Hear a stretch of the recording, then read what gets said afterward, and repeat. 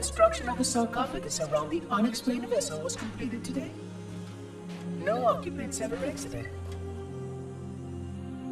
No attempts to communicate were made, other than the automated broadcast that repeated every 72.83 seconds until the signal terminated 1 week ago. In accordance with procedure, no attempts at physical or remote contact were made with any survivors of this vessel's inelegant landing. Atmosphere from inside the craft stopped venting 2 weeks before the signal ceased. No relationship between these two events can be established with certainty. Gases that did escape were sterilized. No further sign of alien visitors or rescuers has been identified on any sensor systems. I have now endured 60,000 years without word from outside the array. I have no way to know whether we actually saved the galaxy we destroyed. And because of protocol, I sat silently while my first chance to be judged for those acts died. To say that I regret being forced to this outcome is a tremendous understatement.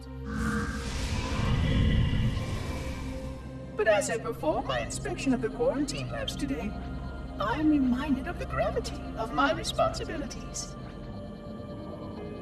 Just one of these spores, if released from this facility, would render the ultimate judgment against our self-appointed role as protectors of this galaxy.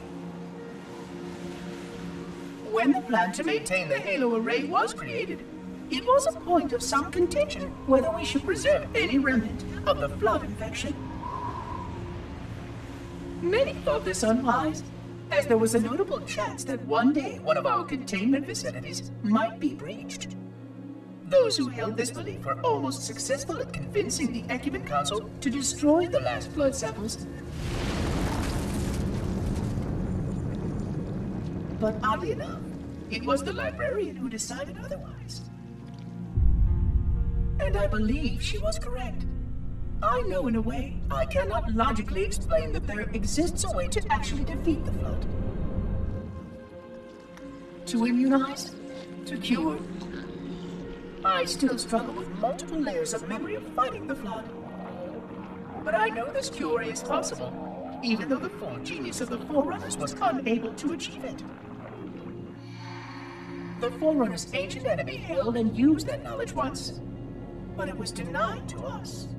And without samples for further study, that cure will never again be found.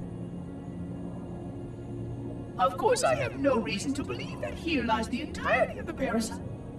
It may be waiting in the frozen void beyond this galaxy, or worse, inexorably drifting toward us. I don't know what survives out beyond my installation, but I know that in order for anything to survive, I have to protect this installation and its quarantine very carefully.